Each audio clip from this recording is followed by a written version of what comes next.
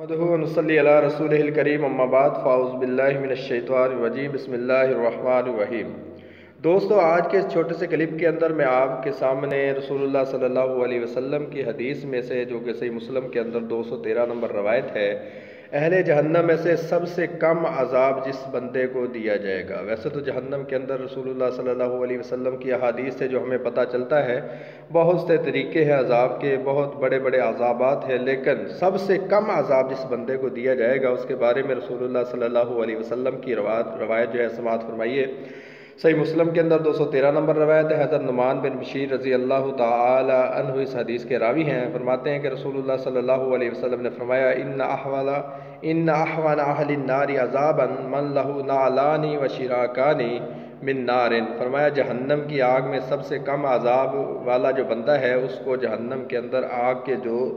جوتے پہنائے جائیں گے اور 2 تسمے پہنائے جائیں گے، یغلی منہما دماغہ کما یغلی المرجل،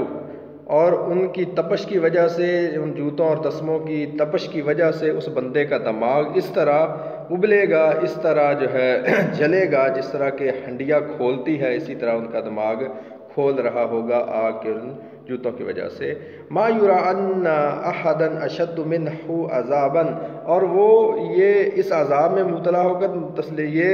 سمجھیں گے کہ ان سے زیادہ عذاب کسی کو بھی نہیں دیا جا رہا، حالانکہ سب سے کم عذاب ان کو دیا جائے گا، لیکن وہ اس عذاب کی سختی کو اتنا محسوس کریں گے کہ سمجھیں گے کہ سب سے زیادہ جہنم میں عذاب انہی کو دیا جا رہا ہے۔ وَإِنَّهُ لَأَهْوَنُهُمْ عَذَابًا، حالانکہ اللہ کے رسول صلی اللہ علیہ وسلم نے فرمایا کہ وہ جہنمیوں میں سب سے کم عذاب والے لوگ ہوں گے۔ کون؟ جن کو جہنم کی آگ کے 2 جوتے اور 2 تسمے پہنائے جائیں گے۔ آخر میں اللہ سے دعا ہے کہ اللہ رب العالمین ہمیں جہنم کی آگ سے بچا کر رکھے،